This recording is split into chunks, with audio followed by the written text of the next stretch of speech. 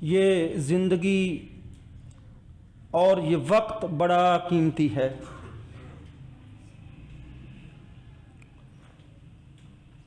اور یہ وقت اتنی تیزی سے گزرتا جا رہا ہے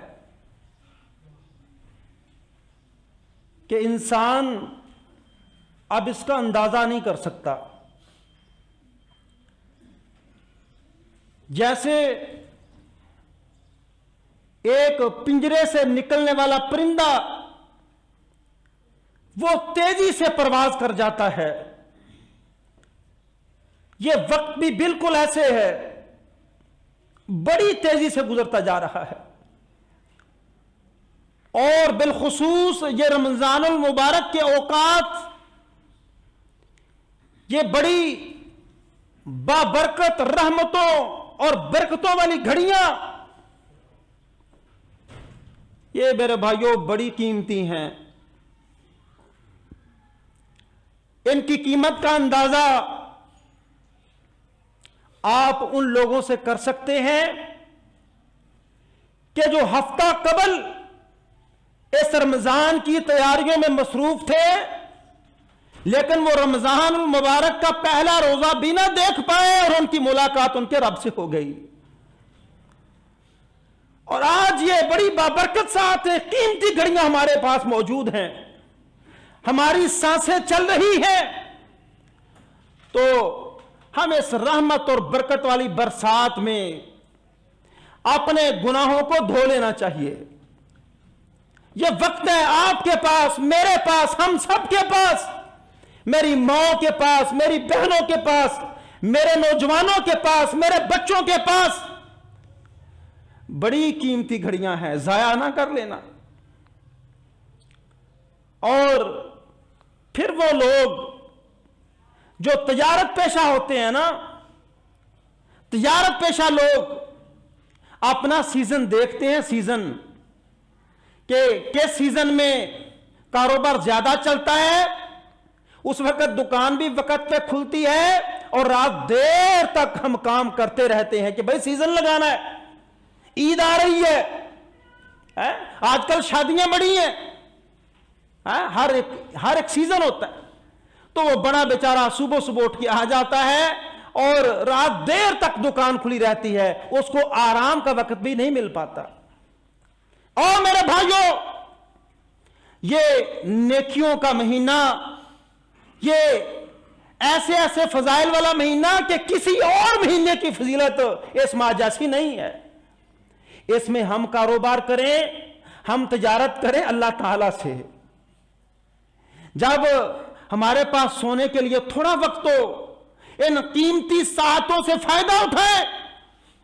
اور یہ سورج چڑھنے کے بعد نہیں، ظاہر ہے سارے لوگ روزہ تو رکھ رہے ہیں صبح صادق سے پہلے، تو میرے بھائی اس دکانداری کے لیے بڑا ضروری ہے کہ صبح صادق سے پہلے آپ نے کھانا کھانا ہے، اس کے اندر برکت ہے۔ اللہ کے نبی صلی اللہ علیہ وسلم کا حکم ہے، تسحروا فإن فی السحور برکہ، سحریاں کرو، سحری کے کھانے میں برکت ہوتی ہے۔ سچی بات ہے، بہت ساری لا علاج بیماریاں، وہ بیمار لوگ، وہ بیماریاں ٹھیک ہو جاتی ہیں سحری کے کھانے سے۔ مریض ہم نے شفا یاب ہوتے دیکھے ہیں۔ اب اس کاروبار کے لیے ضروری ہے کہ کھانے کا وقت بھی سپیر ہو، آپ کے پاس اضافی ہو، اور اس سے قبل کھڑے ہو جائیں۔ یہ دکانداری کا وقت ہے، رات کے پچھلے پہر سے کھڑے ہو جاؤ۔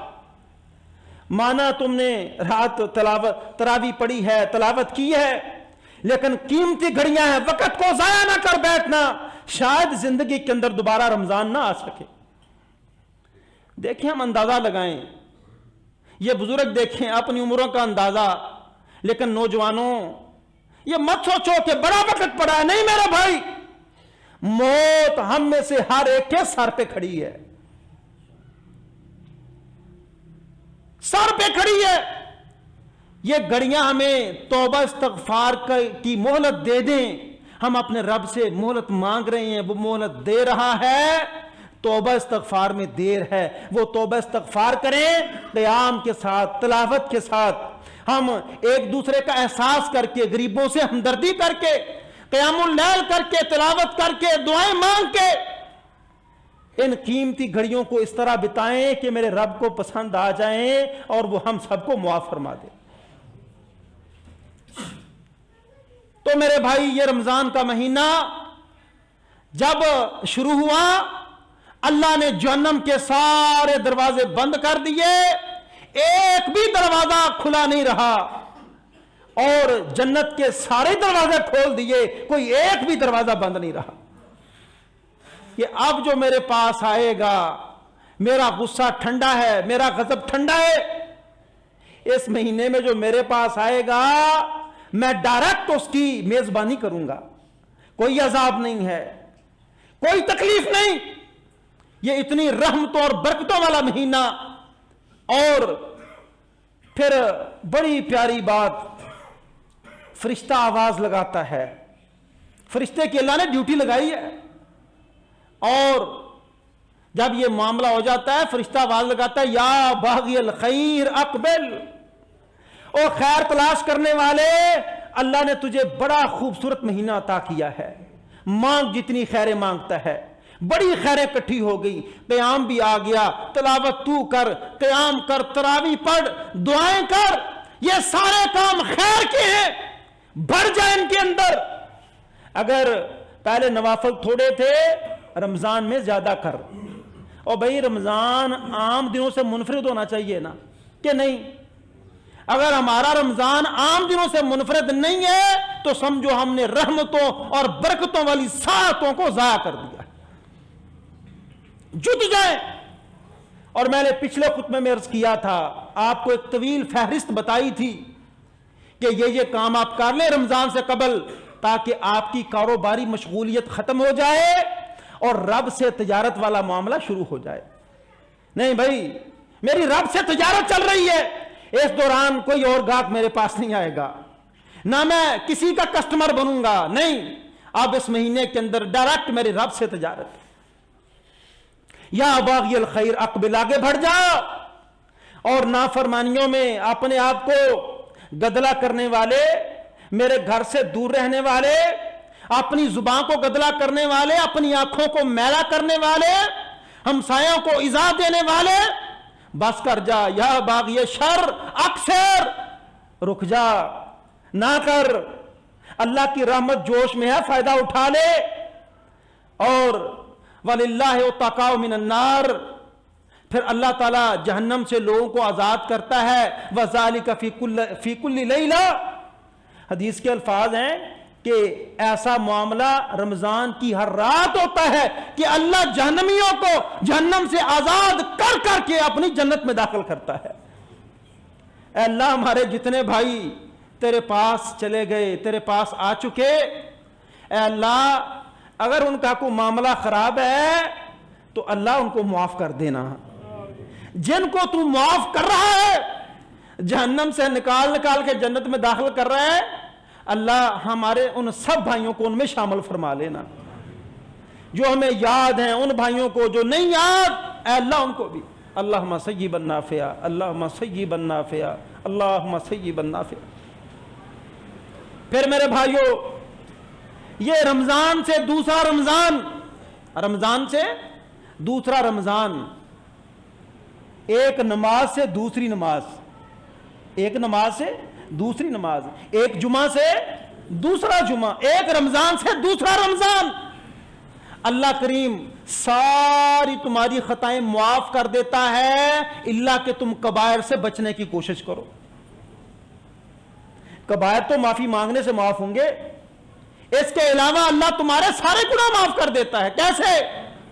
صحیح حدیث ہے، متفق علیہ، اللہ کے نبی صلی اللہ علیہ وسلم فرماتے ہیں، من صام رمضان ایمانا واحتسابا غفر له ما تقدم من ذنبه، کہ جو بندہ رمضان کے روزے اپنے رب کو راضی کرنے کے لیے ایمان کے ساتھ ثواب کی نیت سے رکھتا ہے، غفر له ما تقدم من ذنبه، اللہ اس کے پچھلے سارے گناہ معاف کر دیتا ہے۔ اور میرے بھائیوں، بڑا دل دکھتا ہے، بڑا دل پریشان ہوتا ہے۔ مجھے بتاؤ، اس سے کوئی بڑا بدبخت ہوگا ایک وقت وہ ہوتا ہے کہ جب وہ فقیر بن کے بادشاہ کے در پہ آتا ہے، فقیر بن کے بادشاہ کے در پہ آتا ہے،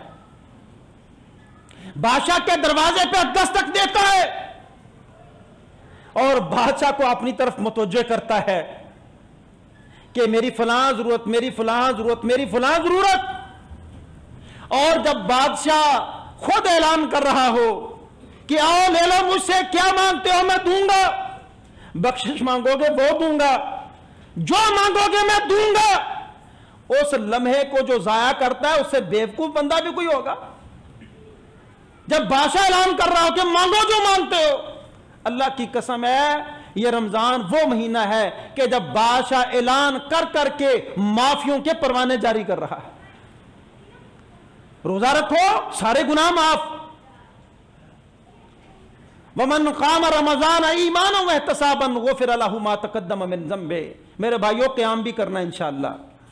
میرے بھائی بڑے تھک جاتے ہیں، بڑی جلدی تھک جاتے ہیں کہ مولوی صاحب تراویح، اور ویسے بھی یہ ایک الگ مسئلہ ہے کہ تراویح ہونی کہاں چاہیے، پڑھنی کہاں چاہیے. میں تو بھائی اس بات کا قائل ہوں، ہاں آپ پڑھیں جماعت، جو مسجد میں پڑھنا چاہتا ہے پھر جماعت افضل ہے. جو مسجد میں پڑھنا چاہتا ہے کیا ہے جی؟ جماعت افضل ہے. اور جو تراویح نفلی عبادت گھر پڑھنا چاہتا ہے گھر پڑھے، پھر پچھلا پہر افضل ہے، پھر پچھلا پہر افضل ہے. کیوں؟ حکمت کیا ہے؟ انفرادی طور پہ نوافل ادا کرنے کو اسلام نے ترجیح کیوں دی ہے؟ اس لیے کہ انسان اپنی مرضی سے لمبا قیام کر سکے، اس کو کوئی حاجت ہو جائے تو اس کو مختصر کر سکے، بیمار ہے تو مختصر کر لے. امام کے پیچھے اس کو مشقت اٹھانا پڑے گی. ہاں البتہ جو مضبوط اپنے آپ کو سمجھتا ہے وہ مسجد میں پڑھنا چاہتا ہے تو امام کے پیچھے پڑھے. اور رات کا پچھلا پہر تو میرے بھائی جب آپ قیام کریں، من قام رمضان ایمانا واحتسابا غفر لہ ما تقدم من ذنبہ، رات کے پچھلے پہر تو بات ہی کیا ہے نا. اس وقت تو وہ آسمان والا بادشاہ شہنشاہ دنیا آسمان پہ آ کے اعلان کر رہا ہوتا ہے، دنیا آسمان پہ آ کے کہ کوئی ہے جو اس وقت مجھ سے سوال کرے میں اس کو عطا کر دوں، کوئی ہے جو اس وقت بخشش مانگے میں اس کو بخش دوں، اپنی مغفرت طلب کر دے میں اس کو بخش دوں، معاف کر دوں. آ کے اللہ خود اعلان کرتا ہے. جب لوگ سو رہے ہیں تو کھڑا ہو جا. میں نے کیا کہا ہے کہ یہ دکانداری کا تیرا وقت شروع ہو چکا ہے، تجارت کا وقت ہے، رب سے تجارت. اللہ اکبر. مجھے عبداللہ ابن سلام رضی اللہ تعالی عنہ کی وہ روایت یاد آ گئی. فرماتے ہیں کہ نبی کریم صلی اللہ علیہ وسلم مدینہ طیبہ میں تشریف لائے. مدینہ کے اندر لوگوں نے شور ڈالنا شروع کیا کہ رسول آ گئے، رسول آ گئے، رسول آ گئے، آوازیں بلند ہو رہی ہیں. کہتے ہیں کہ میں بھی لوگوں کے ساتھ ہو لیا کہ میں بھی دیکھوں نبی کے چہرے کو. کہتے ہیں جب میں نے نبی کا چہرہ دیکھا، اور کہتے ہیں میں نے اس چہرے کو پہچان لیا کہ اللہ کی قسم ہے یہ چہرہ جھوٹا نہیں ہو سکتا، یہ چہرہ جھوٹا نہیں ہو سکتا. اور جو سب سے پہلی بات مدینے میں آئے، اور عبداللہ ابن سلام فرماتے ہیں جو اللہ کے نبی نے سب سے پہلی بات کی تھی نا مدینے میں آ کے، کہی تھی افشوا السلام، لوگوں سلام کو عام کرو، واقعیموا الطعام، کھانے کھلاؤ لوگوں کو. یہ ضروری نہیں ہے کہ یتیم کو ہی کھلائیں، ضروری نہیں ہے کسی بیوہ کو کھلائیں، ضروری نہیں غریب کو کھلائیں، غریب امیر طاقتور سارے عام حکم ہے، مسلم غیر مسلم، واطعموا الطعام، لوگوں کو کھانا کھلاؤ.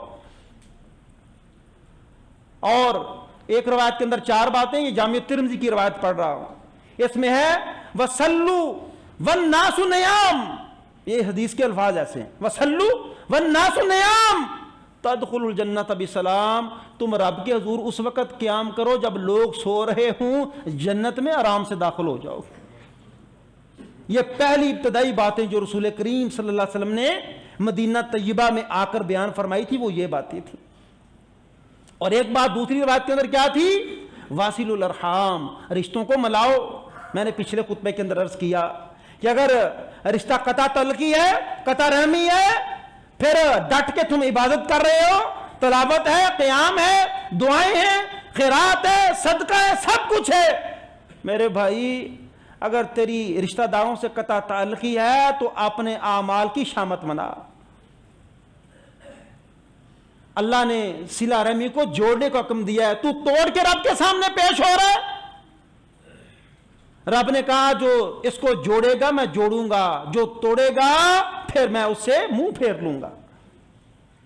تو آؤ میرے بھائیو، ابھی کوئی کسر باقی ہے نا، ابھی ہم نے پچھلے جمعے والی اسائنمنٹ پوری نہیں کی، تو میرے بھائیو اب بھی 27-28 روزے باقی ہیں۔ رشتہ داروں کو منائیں، سلوک کریں، ان سے کہو کہ تمہارا میرے بنا گزارا ہے لیکن میرا تمہارے بنا گزارا نہیں ہے۔ مانا تم لے کے نہیں کھاتے ہو، مانا تم خود کفیل ہو، مانا تم دولت مند ہو، لیکن یاد رکھنا اگر قطع رحمی کے اندر نیکیاں لے کے اپنے رب کے پاس آئے تو رب آسمان کا دروازہ نہیں کھولنے دے گا، پہلے آسمان سے ہی اس کو واپس لٹا دے گا۔ اللہ کہے گا مجھے تیری نمازوں، زکاتوں، حجوں، دعاؤں کی ضرورت نہیں ہے، تو نے قطع رحمی کی ہے۔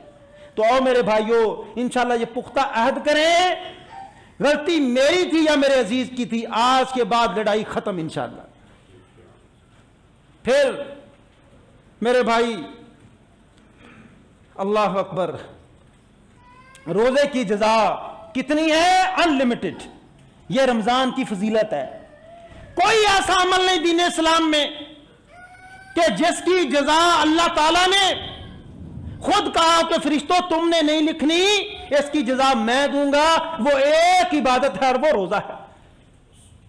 اللہ تمہاری بھوک کی قیمت ڈالے گا میرے بھائی، ایسا نہیں ہے کہ تیرا بھوکا پیاسا رہنا بیکار جائے گا، نہیں، اللہ ایسی قیمت ڈالے گا، ایسی قیمت کہ یہی روزہ کل قیامت کے روز کھڑا ہو جائے گا اور کہے گا اے ربی منعتہ الطعام والشہوات، اے اللہ میں نے اس کو کھانے پینے سے روک کے رکھا، میں نے اس کو شہوات سے روک کے رکھا، جائز شہوات سے بھی روک کے رکھا، فشفعنی فی، اے اللہ میں سفارش کرتا ہوں اس بندے کی، اس کو معاف کر دے، جنت میں داخل کر دے۔ پھر یہ قیام اللیل میں جو تم قرآن پڑھتے ہو یہ قرآن بھی کھڑا ہو جائے گا، قرآن آئے گا، کہے گا اے ربی منعتہ النوم، اللہ میں نے اس کو نیند سے جگائے رکھا، میں نے اس کو نیند سے بیدار کیے رکھا، یہ میری تلاوت کرتا تھا، اے اللہ میں سفارش کرتا ہوں اس کو معاف فرما دے، قرآن سفارش کرے گا، فشفعنی فی، اے اللہ میری سفارش قبول کر دے۔ اللہ کے نبی صلی اللہ علیہ وسلم بیان فرماتے ہیں فیشفعان، اللہ دونوں کی سفارش قبول کر کے بندے کو جنت میں داخل کر دے گا۔ ومن قام لیلۃ القدر ایمانا واحتسابا، جس نے لیلۃ القدر کو قیام کیا احتساب کی خاطر، ثواب کی خاطر، غفر لہ ما تقدم من ذنبہ، اللہ اس کے بھی سارے گناہ معاف کر دے گا۔ اتنے بڑے پیکج کسی اور مہینے کے اندر ہیں؟ ایک ایک عمل پہ جنت کی گارنٹیاں ہیں، ایک ایک عمل پہ جنت کی گارنٹیاں۔ اور وہ رات کتنی ہے؟ خیر من الف شہر، 1000 مہینے کی عبادت ایک طرف ہو اور وہ رات ایک طرف ہے۔ پھر میرے بھائی یہ قرآن کی آیت شہر رمضان الذی انزل فیہ القرآن، یہ رمضان وہ مہینہ جس میں اللہ نے قرآن کو نازل کیا۔ سچی بات ہے میں نے بڑا سوچا، مجھے ایسا لگا کہ جیسے اللہ تعالیٰ نے یہ لیلۃ القدر میں قرآن نازل کیا، یہ قرآن کہتا ہے، اور ہم پر رمضان کے روزے فرض اسی لیے کیے تاکہ ہم جو نزول قرآن ہے اس کا شکریہ ادا کر سکیں۔ اللہ کے نبی صلی اللہ علیہ وسلم سے پوچھا گیا تھا نا کہ آپ پیر کا روزہ کیوں رکھتے ہیں، تو آپ نے کیا فرمایا تھا کہ اس دن میری پیدائش ہوئی تھی اور اسی دن مجھے نبوت عطا کی گئی تھی۔ اسی دن مجھے تو نبوت کیسے عطا کی گئی تھی؟ اقرا بسم ربک الذی خلق، ہے کیسے شکریہ ادا کیا اللہ تعالیٰ کا؟ قرآن کے نزول پہ یہ ہے شکریہ. اور ایسے ہی لگتا ہے کہ جیسے اللہ تعالیٰ نے یہ رمضان کا مہینہ، یہ جو قرآن کتاب ہے انسانوں کی ہدایت کی، اگر یہ کتاب نہ ہوتی تو انسان جانوروں کی طرح زندگی بسر کرتا. اس نے ہدایت اور گمراہی میں فرق کیا اور انسانوں کو کہہ دیا کہ میری اس ہدایت کا روزوں کی صورت میں شکریہ ادا کرو. اور صفی الرحمن مبارک پوری الرحیق المختوم میں فرماتے ہیں کہ کہتے ہیں میری تحقیق یہ ہے کہ قرآن کا نزول 21ویں رمضان کو ہوا تھا. کس رمضان کو؟ 21ویں رمضان کو. بھائی جب روزے فرض نہیں ہوئے تو رمضان کا مہینہ تو تھا نا. کب سے ہے رمضان کا مہینہ؟ جب سے اللہ نے زمین آسمان بنائے. یہ 12 مہینے اس وقت سے ہی ہیں. یہ 12 مہینے اس وقت سے ہی ہیں. تو اس وقت اللہ نے قرآن کو نازل کرنا شروع کر دیا تاکہ یہ لوگ قیام کریں. من قام رمضان ایمانا واحتسابا غفر لہ ما. قیام کس کے ساتھ کرنا ہے؟ یہ قرآن اللہ نے عطیہ، نعمت اور ہدایت آسمان سے نازل. بڑے فضائل بیان کرتے رہیں، 2-3 جمعات بھی کم ہیں. آئیں ذرا مقاصد کی طرف. مقصد کیا ہے؟ لعلکم تتقون، تاکہ تم رب سے ڈرنے والے بن جاؤ. میرے بھائیو، تم نے روزہ رکھا؟ روٹی حلال ہے نا؟ ہاں جی، روٹی حلال جتنی بھی چیزیں ہیں کھا رہے ہو؟ روزے کی حالت میں کھاتے ہو؟ نہیں نہ کھا رہے تو میری ایک ہاتھ باندھ کے التجا ہے. یار کیسے سخت لوگ ہیں ہم نے حلال چھوڑ دیا ہے، حرام اب بھی چھوڑنے کے لیے تیار نہیں. حرام اب بھی چھوڑنے کے لیے تیار نہیں ہے. غصہ نہ کرے تو بات عرض کروں. اکاؤنٹ چل رہے ہیں نا، سیونگز اکاؤنٹ. کتنے لوگ ہیں جمعہ پڑھنے والے، انہوں نے اپنے بچوں کے نام کے بھی کھلوائے ہوئے، اپنی بیویوں کے نام کے. چل رہے ہیں، عیاشیاں ہو رہی ہیں، موجیں چل رہی ہیں، لیکن حاجی صاحب نے روزہ رکھا ہوا ہے. حرام کے مال کے ساتھ روزہ رکھ رہا ہے، حرام کے مال کے ساتھ افطار کر رہا ہے. اور ویسے اس نے روزے میں کیا کیا؟ حلال کھانا بھی چھوڑ دیا ہے. 2 نمبری دکان میں کم تولنا، جھوٹ بولنا. اللہ کے نبی صلی اللہ علیہ وسلم، یہ تقوی میرے بھائی کس چیز کا نام ہے؟ یہ صرف تقوی، بعض بھائیوں کا نظریہ یہ ہے کہ تقوی یہ ہے کہ 5 وقت کی نماز پڑھو، اللہ اللہ کرو، ہاتھ میں سب سے لمبی تسبیح میرے ہاتھ میں ہو، اللہ اللہ کرتے رہیں اور بس اللہ اللہ خیر صلی اللہ. یہی تقوی ہے. نہیں میرے بھائی، تقوی کے 2 پہلو ہیں. تقوی کے کتنے پہلو ہیں؟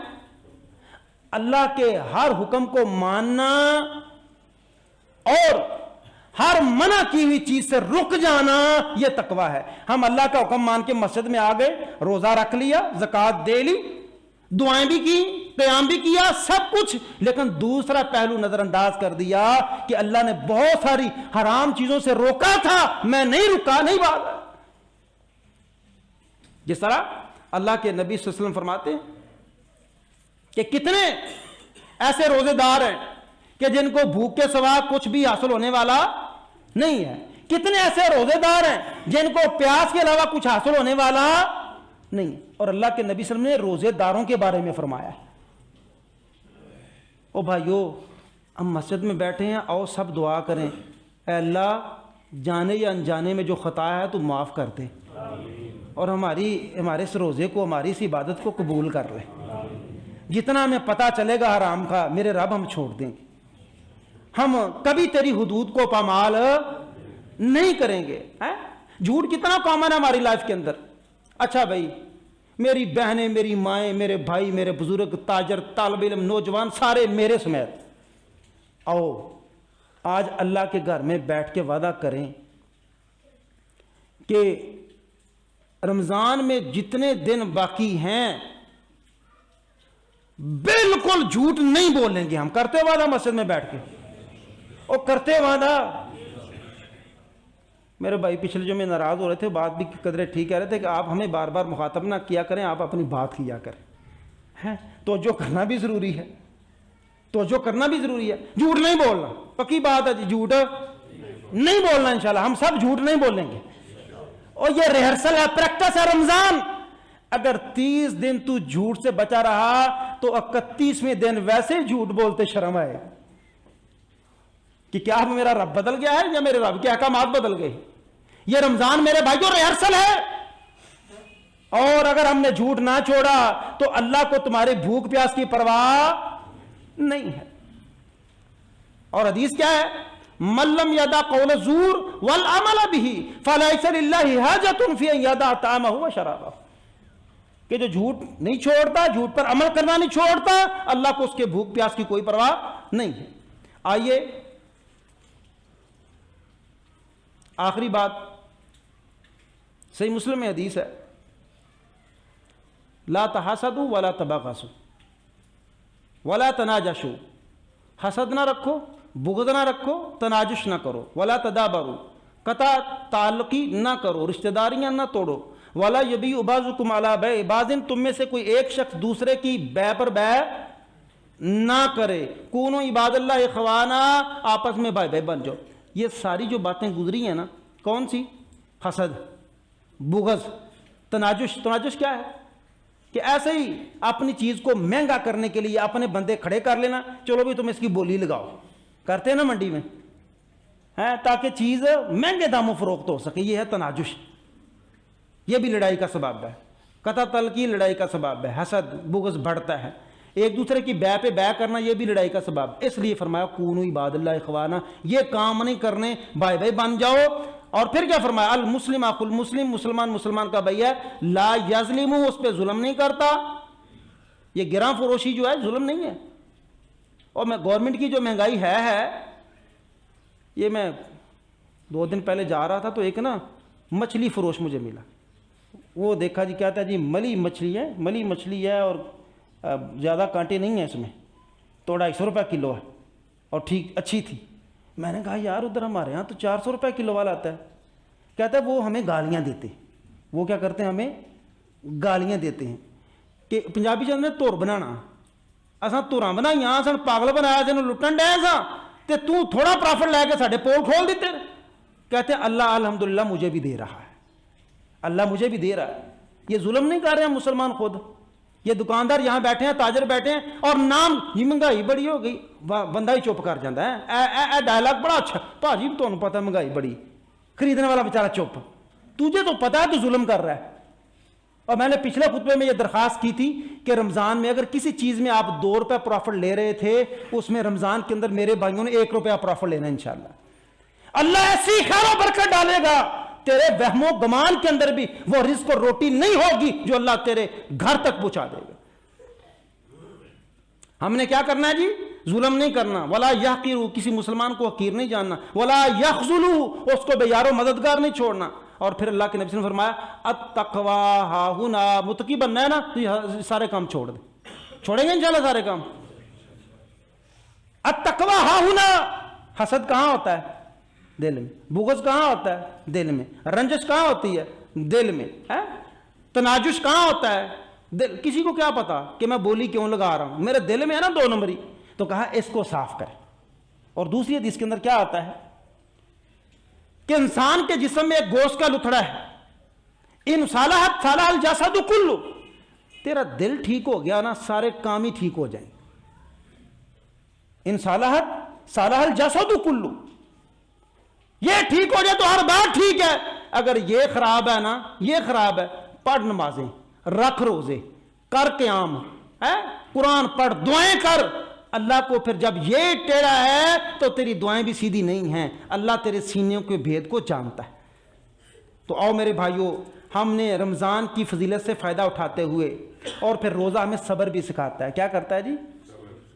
بہت بڑی اللہ کی دی گئی جو عطائیں ہیں نا، اللہ کی عطائیں سب سے بڑی عطا جو کسی بندے کو دی گئی ہے وہ صبر ہے۔ وہ کیا ہے؟ کہاں صبر؟ تکلیف پہ صبر، بھوک ہے، تھوڑا کھانے پہ صبر۔ یہ صبر یہ سکھایا گیا نا روزے سے، حرام نہ کھاؤ تھوڑا کھا لو، حرام نہ کھاؤ تھوڑا کھا لو، کسی کے پلاٹ پہ قبضہ نہ کرو تھوڑا کھا لو، کپڑے برانڈ کے نہ پہن لو، سادہ پہن لو، تھوڑا کھا لو۔ روزہ اور کیا سکھاتا ہے؟ اور صبر اس پہ کرنا ہے ہم نے، یہ نہیں دیکھنا دنیا کہاں پہنچ گئی، دنیا امریکہ پہنچ گئی، دنیا انگلینڈ پہنچ گئی، دنیا نے دولتیں اکٹھی کر لی، میں پیچھے رہ گیا، مارا گیا، میں پیچھے رہ گیا۔ صبر، حلال مانگتے رہو، محنت کرتے رہو، اللہ تجھے حلال کے اندر اتنی برکت دے گا، تیرے دل کو اتنا غنی کر دے گا، تو کوٹھیوں، بنگلوں، کاروں، کارخانوں کے مالک، دل بے چین ہے، تیرے دل میں رب اتنا سکون رکھ دے گا، تیری نیند بھی آرام سے ہوگی، تو بے فکر ہوگا، تیرے اوپر کوئی پریشانی نہیں ہوگی، صرف تقاضا ایک ہے کہ حلال کما۔ روزہ تجھے یہی دکھاتا ہے، صبر کر، حلال پہ کر لے، تھوڑے پہ کر لے، چھوٹے مکان پہ کر لے، چھوٹی گاڑی پہ کر لے، صبر، پھر صبر کی جزا پہ اللہ معجزات دکھاتا ہے، اللہ سمجھ کے